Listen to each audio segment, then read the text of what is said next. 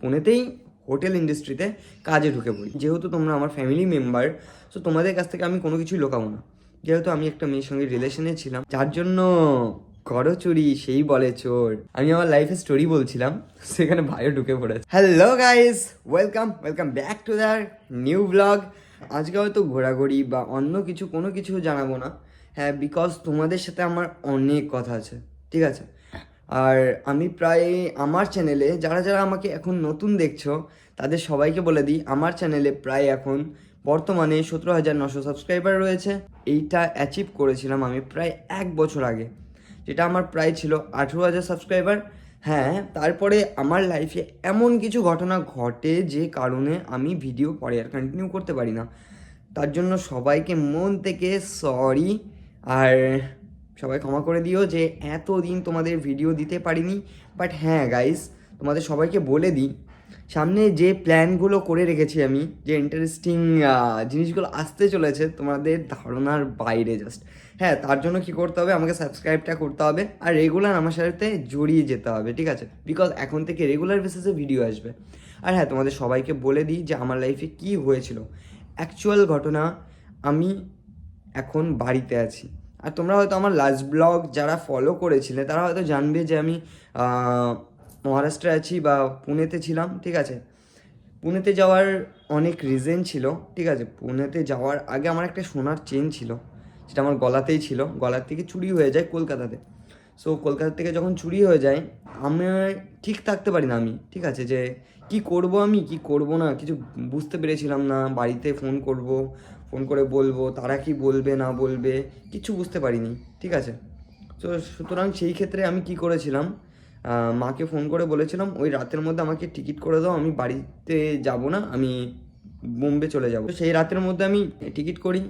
ফার্স্টে যে টিকিটটা করেছিলাম সেই টিকিটটা তো ভুল হয়েছিল, মানে ডেটটা ভুল ছিল যে আমাকে টিকিটটা করে দিয়েছিল। সো তার জন্য আমার 4,000 টাকা ফাইন লেগেছিলো, মানে যে 8,000 টাকা দিয়ে টিকিট করেছিলাম, হাফ টাকা ব্যাক দিয়েছে আমাকে টিকিটের, আর হাফ পেয়েছিলাম না। তারপরে আমি আবারও টিকিট করি রাত্রেবেলায় প্রায় 9,500 টাকা দিয়ে, প্লেনের টিকিট করেছিলাম। সো ফ্লাইটে করে গিয়েছিলাম আমি মহারাষ্ট্রে। সো মহারাষ্ট্রে যাবার পর ওখানে আমি কয়েকদিন থাকি, মা মা মাসি সবার সঙ্গেই থাকি কয়েকদিন।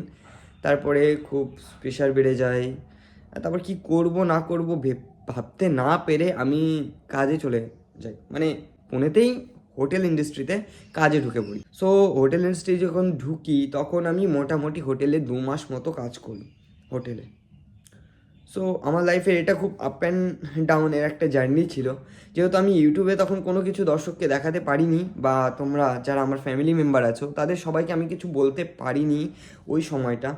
বাট তারপরেও না, আমার ইচ্ছা ছিল যে আমি একজন সোশ্যাল মিডিয়ায় ভিডিও করি, যে তোমাদের সাথে জুড়ে থাকতে চাই, তোমাদের প্রত্যেকটা ভিডিও দিতে চাই, নিজের লাইফ নিজের সম্বন্ধে তোমাদেরকে বলতে চাই। আর হ্যাঁ, আজকালকার যুগে না তোমরা দেখতে পাবে যে অবভিয়াসলি চলে এসছে, মানে অনেক ইউটিউবার এসছে, অনেক নতুন নতুন চ্যানেল গ্রো হচ্ছে, ঠিক আছে। বাট হ্যাঁ, আমি একটা জিনিস মেনেছি যে তোমরা যদি চাও না, একজন জিরোকে একজন হিরো করতে পারো, আর একজন হিরোকে জিরো করে দিতে পারো, শুধু তোমরা। তাই তোমাদের সাপোর্টটা খুব দরকার। হ্যাঁ, তারপরে ঘটনাটা বলি যে কী হয়েছিল। তারপর আমি তো কাজবাজ করার পর আমি ওখান থেকে আসতে চেয়েছিলাম না, ঠিক আছে। তখন যদিও বা আমি একটা মেয়ের সঙ্গে রিলেশনে ছিলাম, আমি যেহেতু তোমরা আমার ফ্যামিলি মেম্বার, সো তোমাদের কাছ থেকে আমি কোনো কিছুই লুকাবো না। যেহেতু আমি একটা মেয়ের সঙ্গে রিলেশনে ছিলাম, সে আমাকে খুব খুব খুব বাড়ি আসার জন্য জোর দেয়। সুতরাং সেই ক্ষেত্রে আমি বাড়িও আসি। তাও কী করে এসেছিলাম জানো, হোটেল থেকে পালিয়ে এসেছিলাম। মানে যেদিন আমার স্যালারি হয় হোটেলে, তো স্যালারির দিন আমি ফুল ডিউটিও করেছিলাম না, হাফ ডিউটি করেছিলাম, আর যখন আমার ব্রেক টাইম ছিল তখন হোটেল থেকে আমি পালিয়ে এসেছিলাম শুধুমাত্র একজনের জন্য। বাট হ্যাঁ, দুঃখের বিষয়টা কী বলো তো, যার জন্য করো চুরি সেই বলে চোর, এরকম কিছু একটা কাহাবাত হয়ে গেছে, বুঝলে তো। মানে হচ্ছে আমি যার জন্য এসেছিলাম সে এখন আমার সাথে নেই, এটা হচ্ছে বর্তমান, এটাই হচ্ছে মেন কথা, বুঝলে তো। তো সমাজ এটা মেনে নেবে কি জানি না, যে আমাকে এতদিন পর তোমরা এই চেহারাটাকে দেখছো এই চ্যানেলে। সো আমিও বুঝতে পারছি না যে তোমরা কি করবে না করবে, আমাকে আবার সেই সাপোর্টটা করবে কি না, যে সাপোর্টটা তোমরা আমাকে আগে দেখিয়েছো। আমি জানি না আবার তোমাদের আমি মনের ভালোবাসা জিততে পারবো কি না, বাট একটা কথা বলতে পারি শেষ পর্যন্ত, যে আমি তোমাদেরকে খুব ভালোবাসি।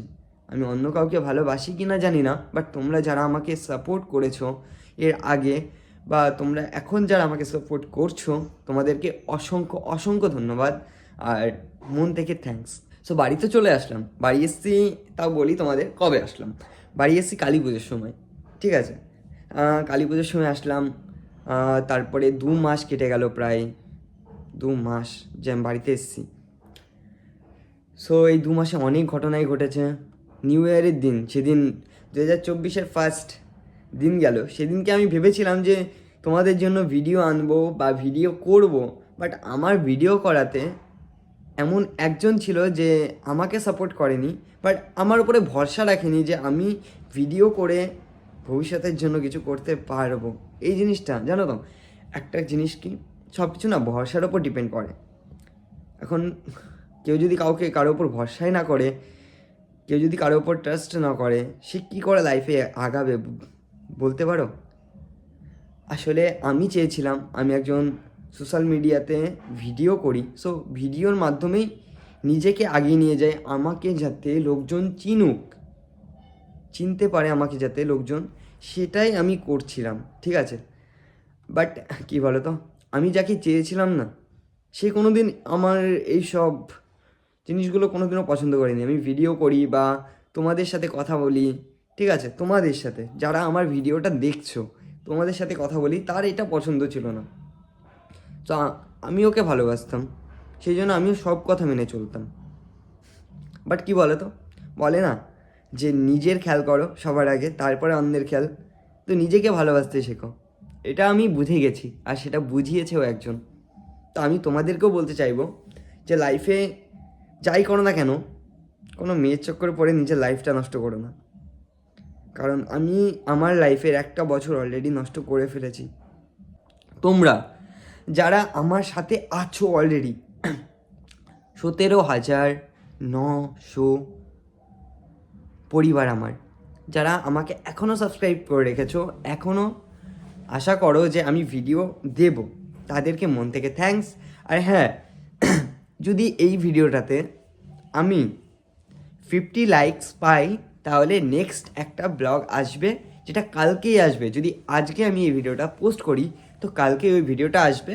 সো প্লিজ তোমরা সবাই সাপোর্ট করো, এটুকুই বলবো। সবাইকে মন থেকে থ্যাঙ্কস এতটা ভালোবাসা দিয়ে আসার জন্য, আর আশা করছি পরবর্তীতে তোমাদের কাছ থেকে এই ভালোবাসাটা পাবো। আমি জানি যে যখন কেউ সাথে থাকে না, তখন তোমরা আছো, কারণ তোমরাও আমার ফ্যামিলি।